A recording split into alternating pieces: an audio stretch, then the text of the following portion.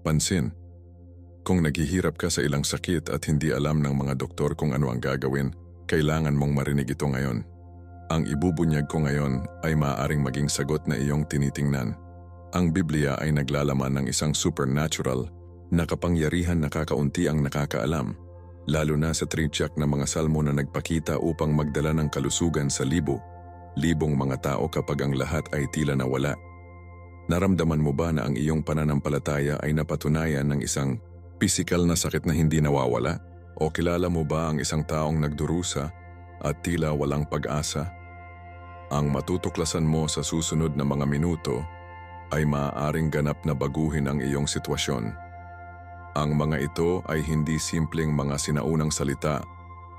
Sila ay mga espiritual na susi na nagbubukas ng mga pintuan ng banal na pagpapagaling kapag ginamit ng may tunay na pananampalataya. Si Hesukristo mismo ang gumagamit ng kapangyarihan ng salita upang pagalingin ang may sakit at ang parehong kapangyarihan ay magagamit para sa iyo ngayon. Ang Diyos ay hindi nagbago at ang kanyang pagnanais na ibalik ang iyong kalusugan ay nananatiling may bisa tulad ng sa mga panahon ng Biblia. Ang ibabahagi ko sa iyo ay track ang mga salmo na ginamit ng mga hari, propeta at mananampalataya sa buong kasaysayan upang direktang kumonekta sa nakapagpapagaling na kapangyarihan ng Diyos. Huwag isara ang video na ito dahil kung ano ang iyong pakikinig ay maaaring eksakto kung ano ang kailangan mong maranasan ng iyong himala. Kung nais mong makita ang pagbabagong anyo sa iyong kalusugan o ng isang mahal sa buhay, ang mga troiko makapangyarihang salmo ay maaaring maging sagot ng Diyos para sa iyo sa oras na ito. Maghanda upang matuklasan ang isang kaalaman sa Biblia na kakaunti ang nagbabahagi ngunit nagdala ng pagpapagaling sa hindi mabilang na buhay. Sino ang hindi dumaan sa mga sandali ng sakit at sakit sa buhay na ito?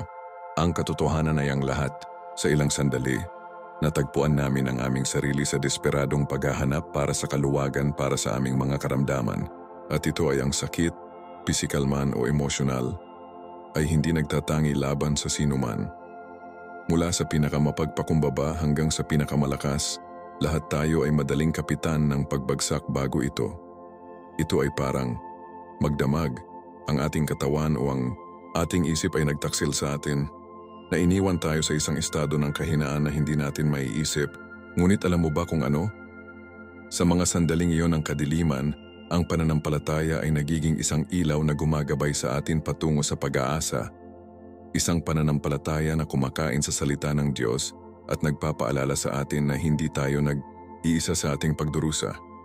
Ang modernong gamot kasama ang lahat ng mga pagsulong at teknolohiya nito ay nakamit ang mga pambihirang pari at epektibong paggamot para sa maraming mga karamdaman. Gayunpaman, kung ano ang isang sorpresa. Maraming tao ang pakiramdam na may nawawala sa kanilang proseso ng pagpapagaling. Para bang mayroong isang vacuum na walang gamot na maaaring punan. At sa ilalim ng ating pagkatao, alam natin na ang tunay na pagpapagaling ay lampas sa pisikal. Kailangan natin ng isang pagpapagaling na nakakaantig sa ating kaluluwa upang maibalik ang ating nasirang espiritu.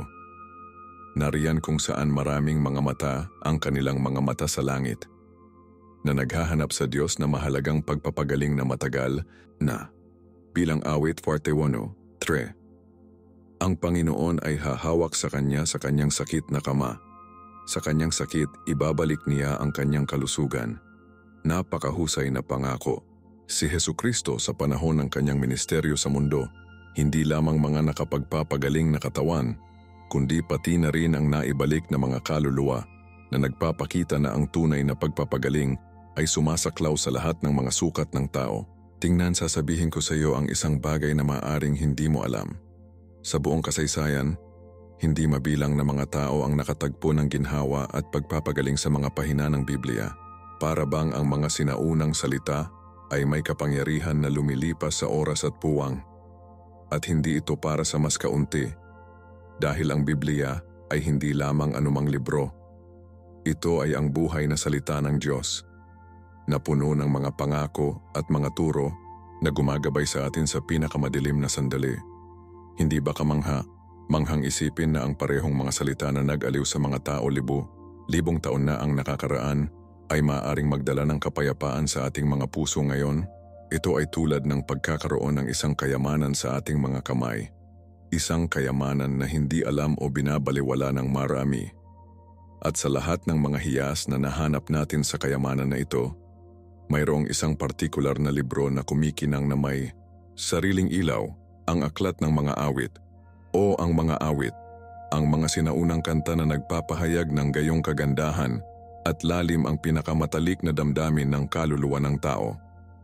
Sa mga awit, nakakahanap kami ng isang salamin ng aming sariling karanasan sa tao.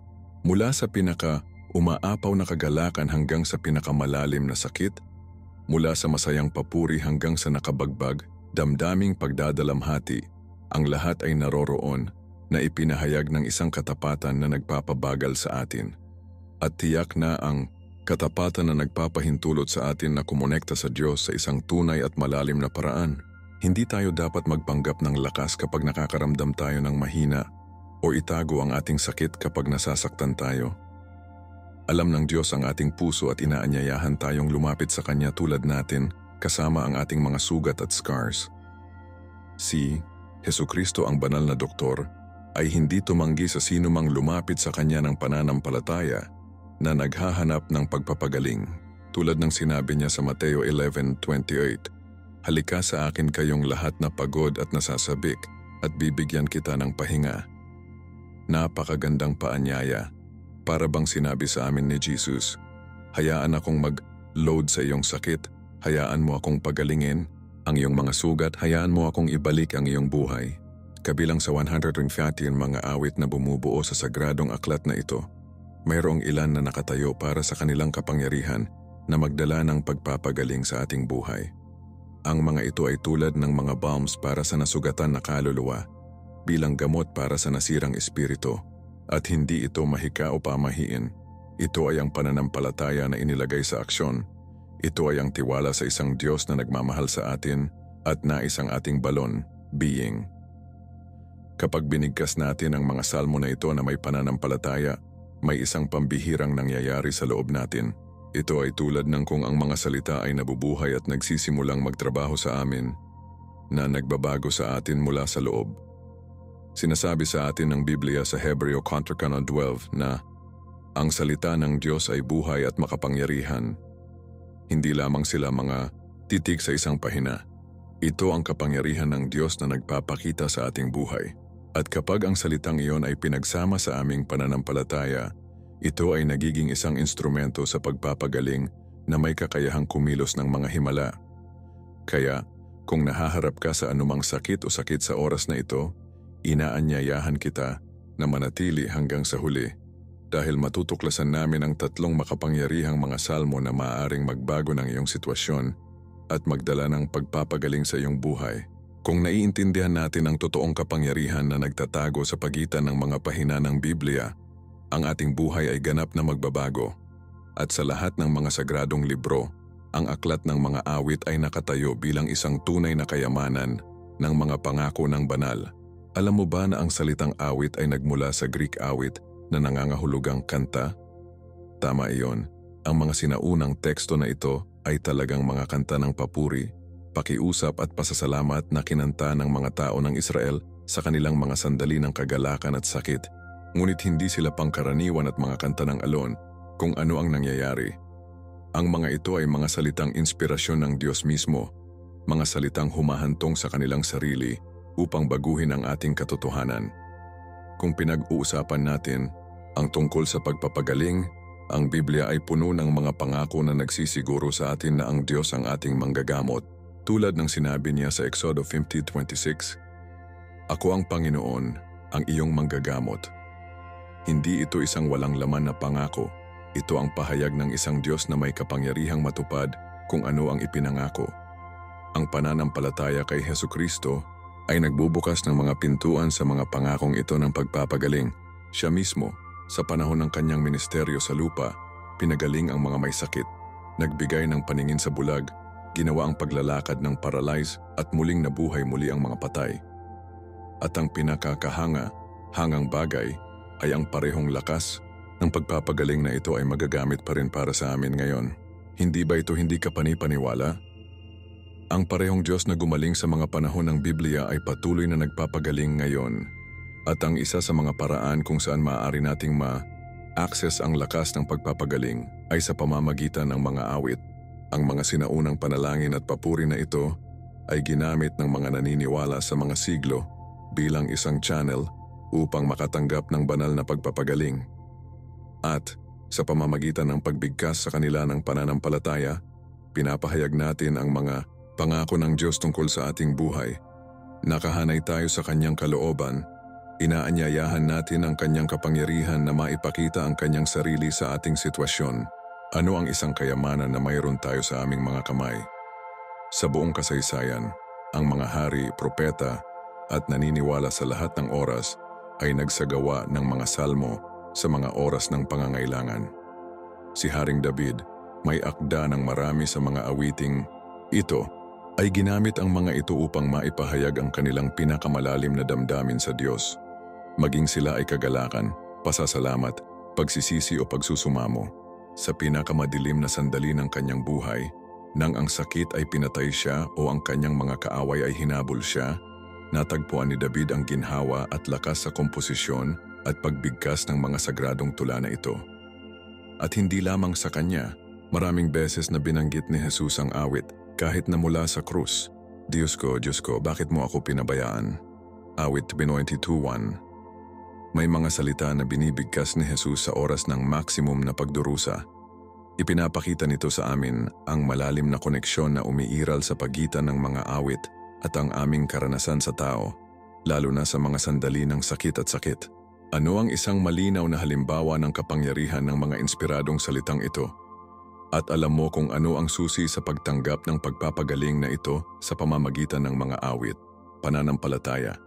Hindi ito ang mekanikal na pag-uulit ng mga salita na nagdudulot ng pagpapagaling, ngunit ang pananampalataya kung saan binibigkas natin sila. Malinaw na malinaw si Hesukristo nang sinabi niya, ang iyong pananampalataya ay nagpagaling sa iyo. Marcos 5:34. Ito ay ang buong tiwala sa Diyos, ang katiyakan na kaya niya at nais na pagalingin tayo, na magbubukas ng channel upang ang kanyang kapangyarihan ay dumadaloy sa atin.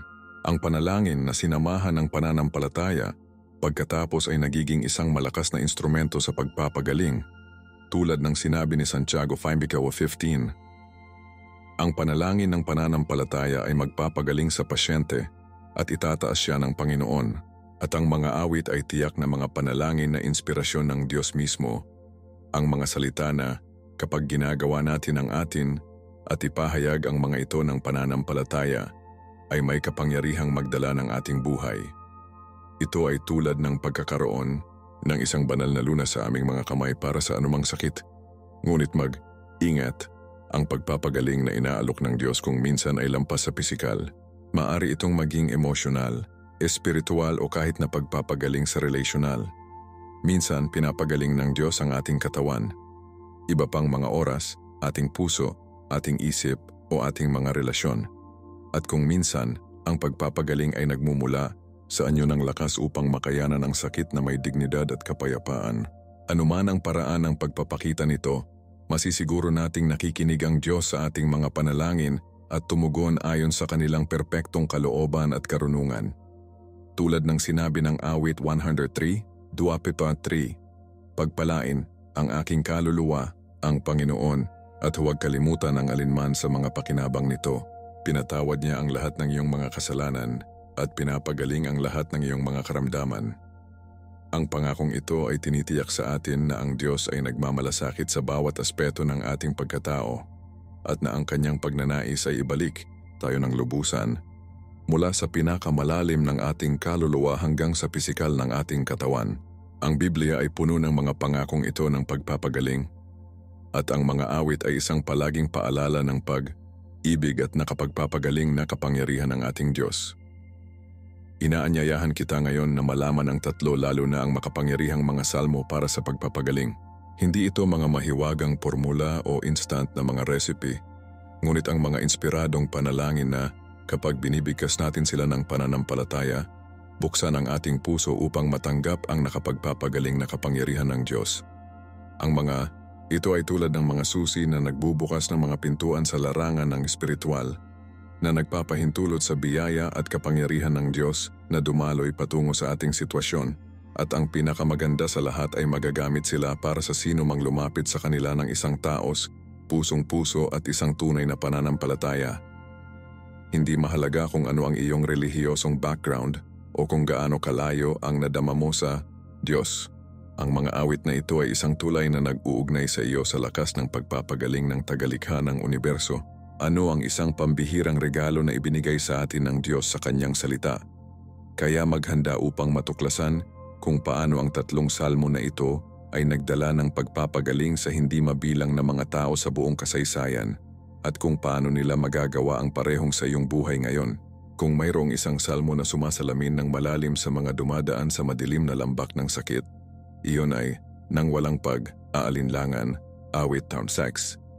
Ang nakabagbag, damdaming pag-aalsa na ito na iniugnay kay Haring David ay tulad ng isang salamin na sumasalamin sa paghihirap ng mga taong prostrated sa kama na nagdurusa sa katawan at kaluluwa. Nakaramdam ka na ba ng sakit na kahit na nasaktan ang mga buto? Naranasan mo na ba ang walang katapusang gabi kung saan hindi ka hinayaan ng sakit na makatulog ka? Ang awit ni Dasma ay nagsisimula sa mga salitang ito. Panginoon, huwag mo akong sawayin. Sa iyong galit o parusahan ako sa iyong galit, awit 6:1. Ito ay ang sigaw ng isang tao na sa kanyang sakit natatakot na ang kanyang sakit ay bunga ng ilang kasalanan na nakatuon. Ano ang isang tao na ito pakiramdam? Ilang beses sa ating pagdurusa nagtataka tayo kung pinarurusahan tayo ng Diyos, kung gumawa tayo ng isang bagay upang karapat, dapat sa sobrang sakit. Ngunit ang pananampalataya ay nagpapaalala sa atin na ang Diyos ay hindi isang mapaghiganti na mapang-api, ngunit isang mapagmahal na Ama na nais ang ating pagpapagaling. Ang salmista ay nagpapatuloy sa isang nakakasakit na pagsusumamo. Maawa ka sa akin, Panginoon, dahil nanghihina ako. Sana me, Hinoo, dahil ang aking mga buto ay nanginginig, awit 6:2. Napakahusay na paglalarawan ng pisikal na pagdurusa. Ito ay parang naramdaman natin ang panginginig ng mga buto, ang kahinaan ng katawan na natupok ng sakit. At pagkatapos ay idinagdag niya, ang aking kaluluwa ay nabalisa din, awit 6:3, na kinikilala na ang sakit ay hindi lamang nakakaapekto sa katawan, kundi pati na rin ang espiritu. Ito ay isang panalangin na hindi nagtatago ng anuman, na inilalantad ang lahat ng kahinaan ng tao sa Diyos. At tiyak na ang hilaw na katapatan na ginagawang napakalakas ng awit na ito, walang mga paghahabol, walang mga maskara. Tanging isang naghihirap na tao na ipinakita tulad ng bago ito tagalikha.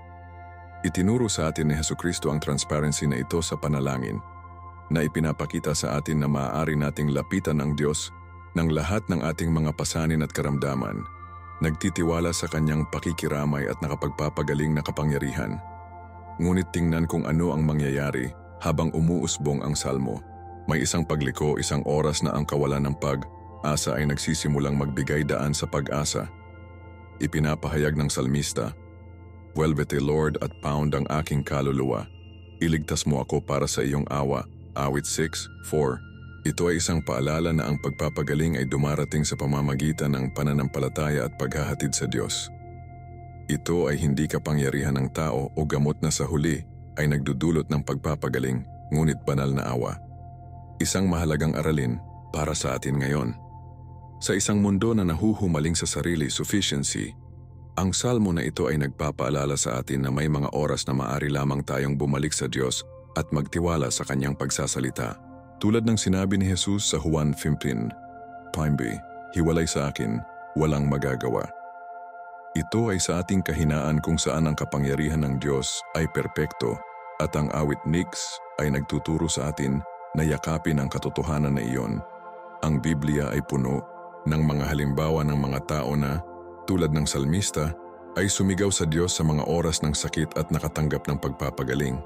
Si King Ezekias, nang siya ay mamatay, ibinalik niya ang kanyang mukha sa dingding at nanalangin sa Panginoon. Danhari, 22, at idinagdag ng Diyos ang 15 taon sa kanyang buhay.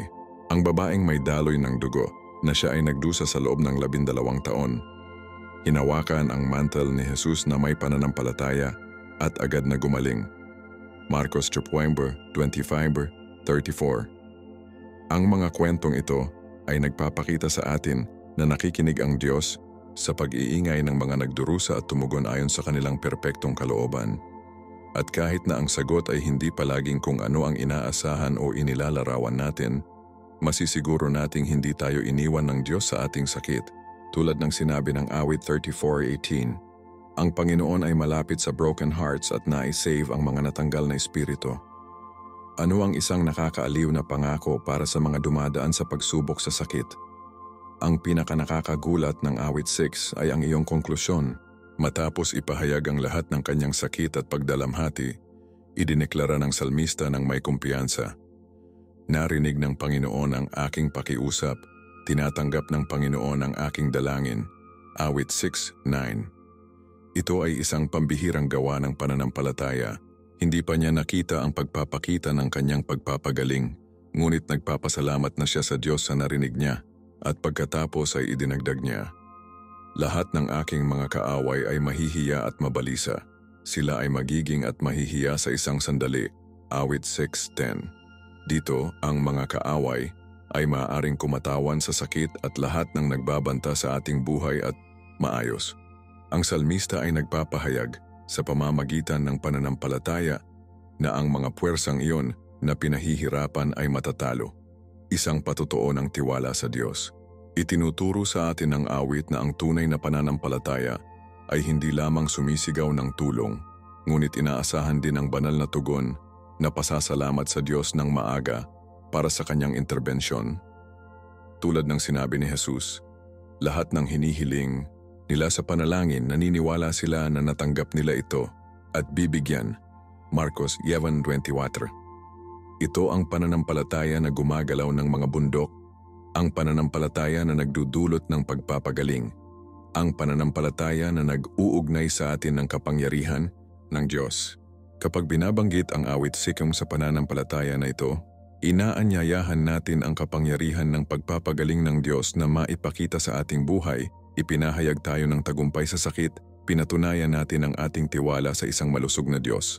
Ang magandang awit na ito ay kumakatawan sa isang malakas na patutuo ng pasasalamat sa natanggap na pagpapagaling, habang ang awit 6 ay higit sa lahat ay isang pakiusap ng isang tao sa sakit.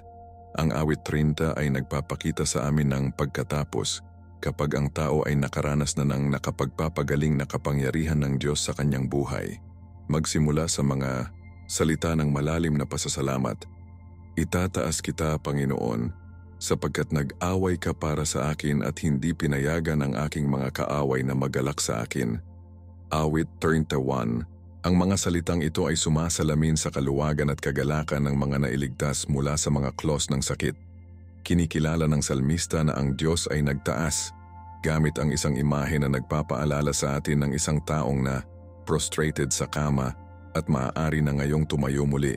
Ang pananampalataya sa Diyos ay nagpapakita dito, hindi lamang sa mga sandali ng pangangailangan, kundi pati na rin sa pasasalamat sa mga biyayang natanggap. Ang sumusunod na taludtod ay mas tiyak tungkol sa pagpapagaling. Panginoon, Diyos ko, sumigaw ako at pinagaling mo ako. Awit 32. Ang direktang pahayag na ito ay nagpapatunay na ang Diyos ay tumugon kay klamor at nagdala ng kalusugan. Ito ay isang malakas na patotoo na nagpapaalala sa atin na ang aming mga dalangin ay hindi nahuhulog sa isang vacuum. Nakikinig ang Diyos, tumugon ang Diyos, malusog ang Diyos. Ang Biblia ay puno ng mga pangakong ito.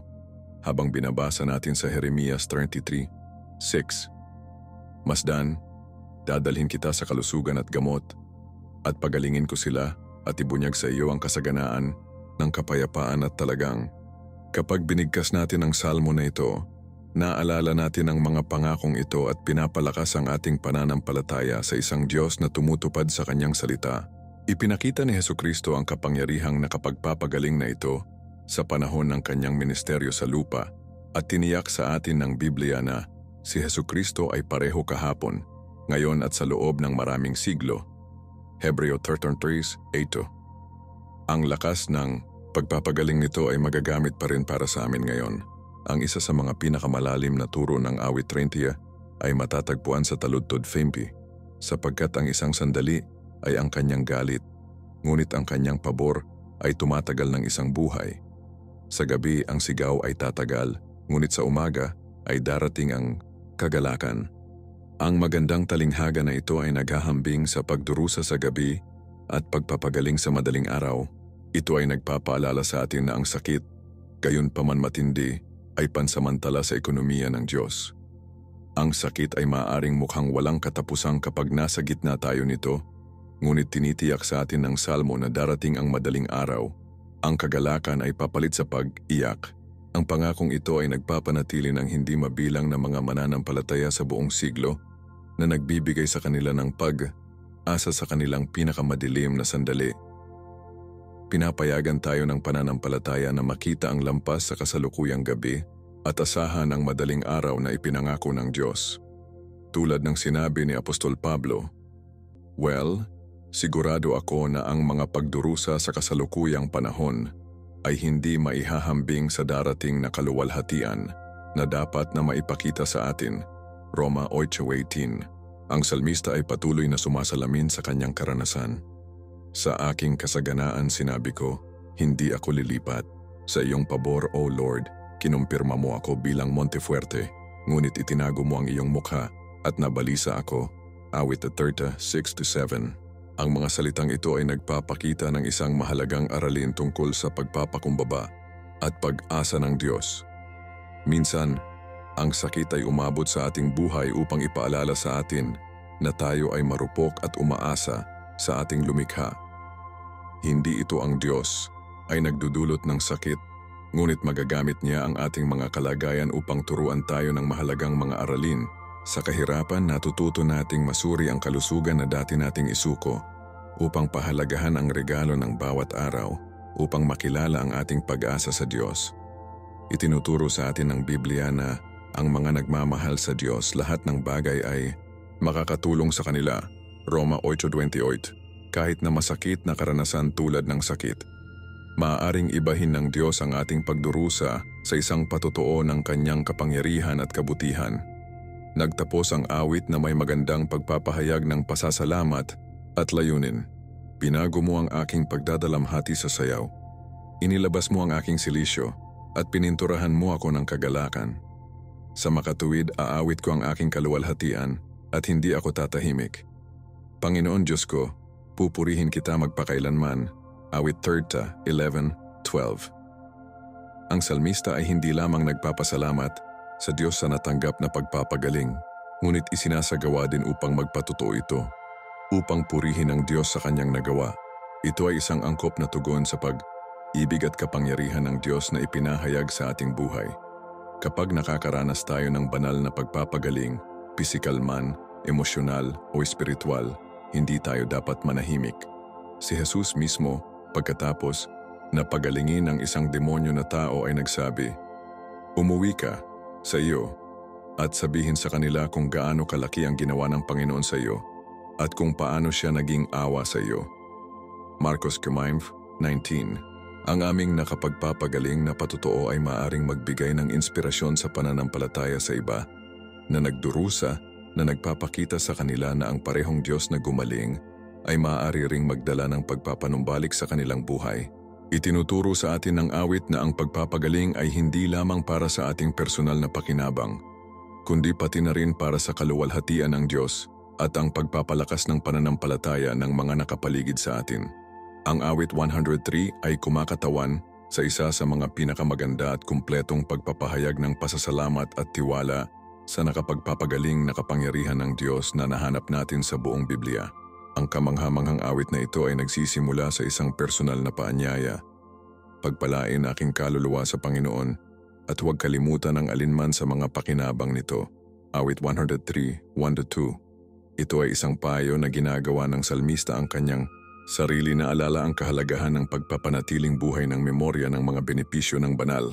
Sa isang mundo kung saan madali nating nakalimutan ang mga biyaya na natanggap at nakatuon sa mga kasalukuyang problema, inaanyayahan tayo ng awit na linangin ang isang saloobin ng patuloy na pasasalamat. Ang tunay na pananampalataya ay hindi lamang humihiling sa Diyos sa mga oras ng pangangailangan, ngunit kinikilala din at salamat sa natanggap na. Ang talatang 3 ay naglalaman ng isang pambihirang pangako na nagdala ng milyong mga tao sa mga siglo. Siya ang nagpatawad sa lahat ng iyong mga kasamaan, na nagpapagaling sa lahat ng iyong mga karamdaman. Dito makikita natin ang malalim na koneksyon na itinatag ng Biblia sa pagitan ng kapatawaran at pagpapagaling.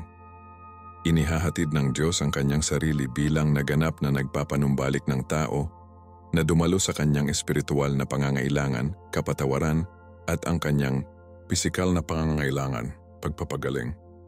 Ipinakita ni Hesukristo ang katotohanan ito sa panahon ng kanyang ministeryo sa lupa, kapag sa maraming okasyon, bago pagalingin ang isang tao, sinabi niya, "Ang iyong mga kasalanan ay pinatawad."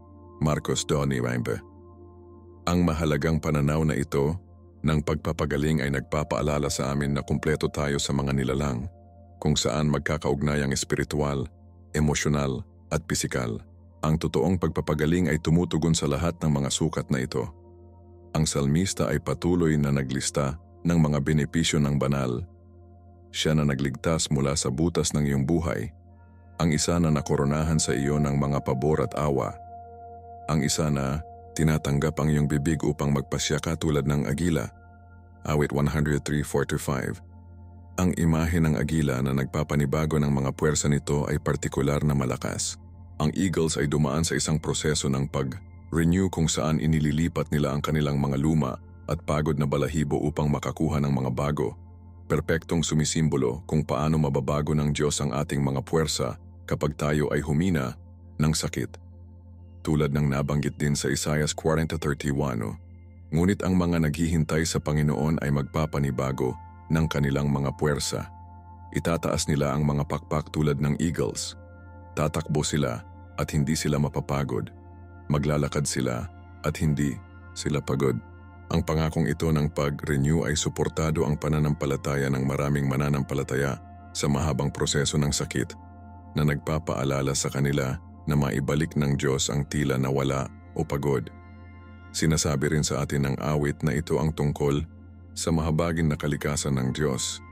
Maawain at si Clemente ang Panginoon, mabagal para sa galit at mahusay sa awa. Awit 103:8. Sa mga oras ng sakit, kung maaari nating maparusahan o inabandona ng Diyos. Ang mga salitang ito ay nagpapaalala sa atin ng kanilang tunay na kalikasan. Hindi tayo nakikipag-ugnayan sa isang Diyos na walang malasakit sa ating pagdurusa, ngunit sa isang makalangit na Ama na inilipat ng ating sakit. Ipinakita sa atin ng Biblia na nang makita ni Jesus ang may sakit, siya ay may pakikiramay sa kanila at pinagaling ang kanyang mga pasyente. Mateo 14:13. Ang banal na pagkahabag na ito ay patuloy na nagpapakita ngayon sa buhay ng mga nagdurusa at sumisigaw ng pananampalataya. Ang Diyos ay hindi nagbago. Ito ay nananatiling parehong mahabagin na Diyos na tumugon sa pag-iingay ng mga nagdurusa sa buong kasaysayan ng Biblia. Ang isa sa mga pinakanakakaaliw na pahayag ng awit 103 ay matatagpuan sa mga talatang 13-14. Habang binili ng Ama ang mga anak, ang Panginoon ng mga natatakot sa Kanya ay nakikiramay. Dahil alam niya ang ating kalagayan, naaalala niya na tayo ay alikabok. Tinitiyak sa atin ng mga salitang ito na perpektong nauunawa ng Diyos ang ating pagkasira ng tao. Alam niya na mahina tayo sa sakit, na ang ating mga katawan ay nakamamatay at limitado. At tiyak dahil alam niya ang ating kahinaan, nakikiramay siya sa amin bilang isang mapagmahal na Ama na nakikiramay sa kanyang mga anak. Ipinakita ni Jesus ang pag-unawa na ito sa kanyang buhay sa lupa. Naranasan niya ang pagkapagod, gutom, uhaw at, sa wakas, matinding pisikal na pagdurusa sa krus. Sa makatuwid, tinitiyak sa atin ng Biblia na wala tayong mataas na pari na hindi makakasalamuha sa ating mga kahinaan. Hebreo 4:5. Ang katiyakan na nauunawaan ng Diyos ang aming sakit ay nagdudulot ng isang hindi maihahambing na kaginhawaan sa mga dumadaan sa pagsubok sa sakit. Ang awit ay nagtatapos sa isang universal na paanyaya na pagpalain ang Panginoon. Pagpalain ang Panginoon, kayong lahat ng kanyang mga anghel. Pagpalain ang Panginoon, kayong lahat ng kanyang mga hukbo. Pagpalain ang Panginoon, ikaw ang lahat ng kanyang mga gawa, sa lahat ng mga lugar ng kanyang manor. Pagpalain ang aking kaluluwa sa Panginoon. Awit 103:20-22. Ito ay parang ang salmista. pagkatapos na sumasalamin sa lahat ng mga biyaya na natanggap, ay hindi maaaring maglaman ng kanyang pasasalamat at kailangan upang ipatawag ang lahat ng nilikha upang sumali sa Diyos sa papuri. Ito ang nagbabago na epekto ng personal na nakakaranas ng nakapagpapagaling na kapangyarihan ng Diyos. Ginagawang nagpapasalamat tayo sa mga sumasamba. At ito ay ang pagpapagaling ay hindi ang katapusan ng kalsada, ngunit ang simula ng isang na bagong buhay na nakatuon sa pagluwalhati sa isa na nagpanumbalik sa atin. Kinikilala ng tunay na pananampalataya na ang nakabawi na kalusugan ay isang regalo na dapat gamitin upang maglingkod sa Diyos at sa iba pa, hindi lamang para sa ating sariling pakinabang. Tulad ng sinabi ni Jesus, libre na natanggap mo, magbigay ng libre. Mateo 10:8. Kapag natanggap natin ang pagpapagaling ng Diyos, tayo ay nabubuhay ng mga patutuo ng kanilang kapangyarihan at pag-ibig. Inaanyayahan ng iba na maranasan din ang kanilang pagpapanumbalik na pagpapanumbalik. Ang pagbigkas ng mga awit ay hindi isang simpleng pag-uulit ng mga sinaunang salita. Ito ay isang malakas na tool na espiritual na maaaring magbago ng ating karanasan sa panalangin, lalo na kung naghahanap tayo ng paggaling. Kapag binibigkas natin ng malakas ang mga sagradong teksto na ito, ginagawa natin ang higit pa kaysa sa pagpapahayag ng mga salita. Ipinapahayag namin ang walang hanggang katotohanan tungkol sa pagkatao ng Diyos at sa kanyang mga pangako para sa atin. Itinuturo sa atin ng Biblia na ang pananampalataya ay nagmumula sa pakikinig at pakikinig para sa salita ng Diyos. Roma 10:10. Nang marinig ang ating sariling tinig na nagpapahayag ng mga banal na pangako na ito, pinalakas ang ating pananampalataya. Hindi aksidente na madalas na binanggit ni Hesukristo ang mga banal na kasulatan ng malakas, na nagpapakita ng kapangyarihan ng sinasalita na salita. Ang gawaing ito ng pandiwang deklarasyon ay nagiging isang gawa ng pananampalataya, isang pagpapatunay ng ating tiwala sa Diyos at ang kapangyarihan nito na pagalingin upang epektibong isama ang mga salmo sa ating pang-araw na panalangin. Maaari nating simulan sa pamamagitan ng pagkilala sa mga pinakasumasalamin sa ating personal na sitwasyon. Kung nakakaranas tayo ng pisikal na sakit, ang awit 6 ay maaaring maging partikular na may kaugnayan. Kung nagpapasalamat tayo sa natanggap na pagpapagaling, ang awit 30 ay perpektong nagpapahayag ng pakiramdam na iyon. At kung kailangan nating alalahanin ang mahabagin na kalikasan ng Diyos at ang kanyang kapangyarihan upang mabago ang ating sarili, ang awit 103 ay perpekto. Ang susi ay upang gawin ang mga salmo na bahagi ng aming gawain sa panalangin. Pagbabasa ng mga ito ng may balak at sumasalamin sa kanilang kahulugan para sa ating buhay. Maaari rin nating ipasadya ang mga salmo na ito, pagpasok ng aming tukoy na pangalan o sitwasyon sa kanila. Halimbawa, sa halip na simpleng pagbigkas lamang ng "Ang Panginoon ay ang aking pastol", awit 23:1, masasabi natin, "Ang Panginoon ang aking pastor at ginagabayan ako sa pamamagitan ng sakit na ito patungo sa pahinga ng tubig." Ang pag-personalize na ito ay tumutulong sa amin na direktang ilapat ang mga pangako ng Diyos sa ating sitwasyon. Ang pagmumuni sa mga pangako ng banal ay isa pang pangunahing aspeto upang makatanggap ng pagpapagaling sa pamamagitan ng mga awit.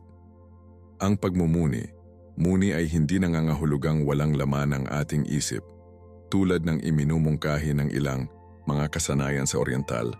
Ngunit upang punan ito ng katotohanan ng salita ng Diyos, ito ay upang maipakita ng malalim sa sinabi ng Diyos na pinapayagan ang kanyang katotohanan na tumagos sa ating puso at ibahin ang anyo ng ating paraan ng pag-iisip.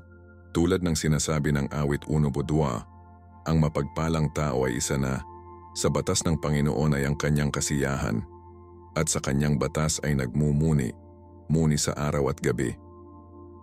Itinuro sa atin ni Jesus ang kahalagahan ng natitira sa kanyang salita, Juan 3:31-32, na nagpapahiwatig ng patuloy na pagmumuni na ito. Kapag nagmumuni tayo sa pagpapagaling ng mga awit, pinapakain natin ang ating pananampalataya sa banal na katotohanan na binabayaran ng takot at pag-aalinlangan na madalas nakasama ang sakit. Maaari kaming magsulat ng mga pangunahing taludtod sa mga card at dalhin ito sa amin, o gumamit ng mga aplikasyon sa Biblia na nagpapadala sa amin ng pang-araw-araw na paalala. Ang patuloy na paglulubog sa salita ay tumutulong sa atin na mapanatili ang ating isip na nakatuon sa mga pangako ng Diyos kahit nasa sakit. Ang tiwala ay isang mahalagang elemento sa pagpapagaling ng panalangin. Ito ay hindi isang bulag o walang muwang na pananampalataya, ngunit isang kumpiyansa batay sa pagkatao ng Diyos na ipinahayag sa Biblia. Paulit-ulit na ipinapakita sa atin ng mga awit na ang Diyos ay tapat sa kanyang mga pangako, mahabagin sa mga nagdurusa at malakas na pagalingin. Ang tiwala na ito ay nagpapahintulot sa atin na manalangin hindi mula sa kawalan ng pag-asa, ngunit mula sa katiyakan na naririnig tayo ng isang Diyos na nagmamalasakit sa atin, tulad ng sinabi ni Jesus. Sa makatuwid, sinasabi ko sa iyo na ang lahat ng hinihiling mo sa pagdarasal, maniwala ka na matatanggap mo ito at darating.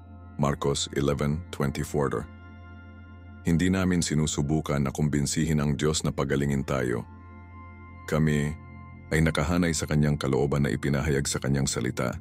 Ang mga salmo ay tumutulong sa amin na ipahayag ang tiwala na ito kahit na ang ating mga kalagayan ay tila sumasalungat sa mga pangako ng banal.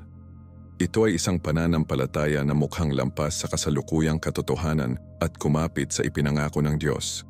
Ang isang aspeto na madalas na hindi napapansin sa panalangin sa pamamagitan ng pagpapagaling ay maagang pasasalamat. Marami sa mga awit, kahit na ang mga nakasulat sa mga sandali ng pagdurusa, ay nagsasama ng mga pagpapahayag ng pasasalamat sa Diyos sa kanyang tugon, kahit na bago ito maipakita ang sarili. Ang inaasahang pasasalamat na ito ay isang malakas na pagpapahayag ng pananampalataya. Hindi namin pinapasasalamatan ang Diyos sa sakit o sakit, ngunit para sa pagpapagaling na naniniwala tayo na dadalhin niya alinsunod sa kanyang perpektong kalooban at oras. Tulad ng nakita natin sa awit 6, tinapos ng salmista ang kanyang desperadong panalangin na may isang pagpapahayag ng tiwala. Narinig ng Panginoon ang aking pakiusap. Awit 6:9, na nagsasalita ng huling oras na parang natanggap na ang sagot. Ang ganitong uri ng pananampalataya na salamat ng maaga ay ipinakita ni Jesus kung kailan, bago mag-uli ng Lazaro, itinaas niya ang kanyang mga mata at sinabi, Ama, salamat sa narinig mo sa akin. Juan 1:41. Sa kabilang ang inaasahang pasasalamat sa ating mga dalangin, nagpapakita tayo ng isang matandang pananampalataya na lubos na nagtitiwala sa kabutihan at kapangyarihan ng Diyos. Ano man ang nakikitang mga kalagayan, ang saloobin ng pasasalamat na ito ay nagbubukas ng ating puso upang matanggap ang gawaing nakapagpapagaling ng Diyos sa ating buhay, alinman sa pamamagitan ng isang makahimalang pagpapagaling, epektibong paggamot sa medisina, o ang lakas upang makayanan ng sakit na may kapayapaan at dignidad. Ang araw ng pagpapagaling sa pamamagitan ng pananampalataya ay hindi palaging sumusunod sa landas na iniisip natin. Minsan inaasahan natin ang isang instant at kumpletong pagpapagaling, ngunit ang Diyos ay maaaring magkaroon ng ibang plano para sa ating buhay. Mahalagang maunawaan na ang banal na pagpapagaling ay nagpapatakbo sa maraming mga sukat at sa iba't ibang paraan. Sa ilang mga kaso, ang Diyos ay makahimalang nagpapagaling sa isang instant. Sa iba, unti-unting dumating ang pagpapagaling marahil sa tulong ng mga medikal na paggamot na pinagpala ng Diyos. At sa ilang mga sitwasyon, ang pagpapagaling na ibinibigay ng Diyos ay pangunahing espiritual o emosyonal na nagbibigay sa amin ng lakas upang makayanan ang isang patuloy na pisikal na kondisyon na may dignidad at panloob na kapayapaan. Ipinapakita sa amin ng Biblia ang mga halimbawa ng lahat ng mga form na ito ng pagpapagaling. Pag-isipan natin ang tungkol kay Apostol Pablo na nagpaalam sa Panginoon na alisin ang tibok sa laman ng 3 beses, ngunit natanggap ang sagot na ito. Kunin ang aking biyaya, sapagkat ang aking kapangyarihan ay perpekto sa kahinaan. Kukuwer mga taga-Korinto 9:9. Hindi natanggap ni Pablo ang pisikal na pagpapagaling na hinahanap niya, ngunit natagpuan ang isang bagay na pantay na mahalaga, ang biyaya ng Diyos na nagpapanatili sa kanya sa gitna ng kanyang pagdurusa. Itinuro sa atin ni Jesus na manalangin na nagsasabing ang iyong kalooban, ang Mateo 6:10, na kinikilala na ang karunungan ng Diyos ay nagtagumpay sa ating limitadong pag-unawa. Ang tiwala na ito sa banal na soberanya ay hindi binabawasan ang ating pananampalataya. Sa kabaligtaran, pinalalalim niya ito Pinapayagan tayong magpahinga sa katiyakan na alam ng Diyos kung ano ang pinakamahusay para sa atin. Bagaman ang pagpapagaling ay hindi palaging dumarating sa paraang inaasahan natin, ang pananampalataya sa Diyos ay palaging nagpapalakas sa ating espiritu upang harapin ang anumang kahirapan. Ang mga salmo na aming ginalugad ay nagpapaalala sa amin na hindi tayo nag-iisa sa ating pagdurusa. Ang Diyos na nagbigay inspirasyon sa mga sinaunang panalangin na ito ay patuloy na nakikinig sa ating pag-iingay ngayon. Tulad ng sinabi ng awit 34:18, ang Panginoon ay malapit sa broken heart at isave ang mga kontribusyon ng Espiritu. Ang katiyakan na ito ng banal na presensya sa sakit ay marahil ang pinakamahalagang regalo na natanggap natin sa pamamagitan ng ating pananampalataya. Ang mga awit ay kumakatawan sa isa sa pinakamalakas na mapagkukunang espiritual na mayroon tayo sa aming pagtatapon. Sa buong siglo, ang mga naniniwala sa lahat ng mga tradisyon ay natagpuan ang mga salita sa kanila upang maipahayag ang kanilang pinakamalalim na pagnanasa, takot, kagalakan at pag-asa. Ang mga ito ay tulad ng isang tulay na nag-uugnay sa ating karanasan sa tao na may banal na katotohanan. Kapag binigkas natin ang mga sagradong teksto na ito, sumasali tayo sa aming tinig sa hindi mabilang na tapat na nakatagpo ng ginhawa at pag-asa sa parehong mga salita. Ang koneksyon na ito sa pamayanan ng pananampalataya, parehong kasalukuyan at nakaraan ay nagpapaalala sa atin na hindi tayo ang unang tumawid sa lambak ng sakit at na ang ibabago natin naranasan ang nakapagpapagaling na kapangyarihan ng Diyos. Tiniyak sa atin ng Biblia na ang panalangin ng pananampalataya ay ililigtas ang pasyente at itataas ito ng Panginoon. Santiago de Pais Biawiain. Ang pangakong ito ay pinipilit pa rin ngayon. Gayunpaman, dapat nating maunawaan na ang tunay na pananampalataya ay hindi binubuo sa pagmamanipula sa Diyos na gawin ang nais natin, ngunit sapat na magtiwala sa Kanya upang tanggapin ang Kanyang kalooban, anuman ito. Ang mga awit ay tumutulong sa atin na linangin ang matandang pananampalataya na ito, na nagtitiwala sa Diyos kapwa sa bagyo at kalmado, kapwa sa sakit at sa kalusugan. Tulad ng sinabi ni Job sa gitna ng kanyang matinding pagdurusa, kahit napapatayin niya ako, hihintayin ko ako. Job 13:18. Ito ang pananampalataya na lumampas sa mga pangyayari at kumapit sa kabutihan ng Diyos kahit na hindi natin naiintindihan ang kanyang mga landas. Inaanyayahan ka naming isama ang tatlong makapangyarihang mga salmo sa iyong buhay ng panalangin, lalo na kung dumadaan ka sa ilang sakit o sakit. I-recipe ang mga ito ng may pananampalataya. Magnilay sa iyong mga pangako at pinapayagan ang iyong mga salita na inspirasyon ng Diyos na magdala ng pagpapagaling sa iyong buhay. Nagbabahagi din ito ng mensaheng ito sa mga alam mong naghihirap sila upang maaari rin nilang maranasan ang nakapagpapagaling na kapangyarihan ng mga lumang sagradong teksto na ito. Ang pananampalataya ay pinalakas kapag ibinabahagi natin ito at ang patotoo ng ginawa ng Diyos sa ating buhay ay maaaring maging binhi ng pag-asa sa puso ng ibang tao.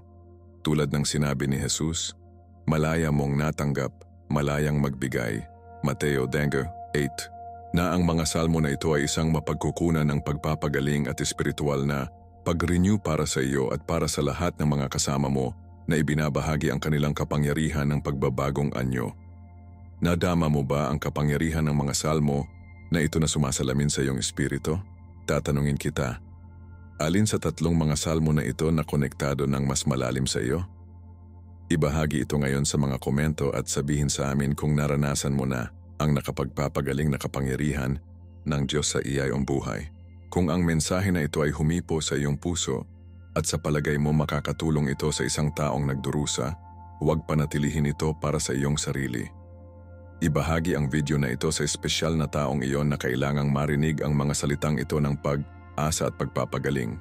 Ang pananampalataya ay pinalakas kapag ibinabahagi natin ito at ang iyong gawa ng pag-ibig ay maaaring ang channel na ginagamit ng Diyos upang magdala ng paggaling sa ibang buhay.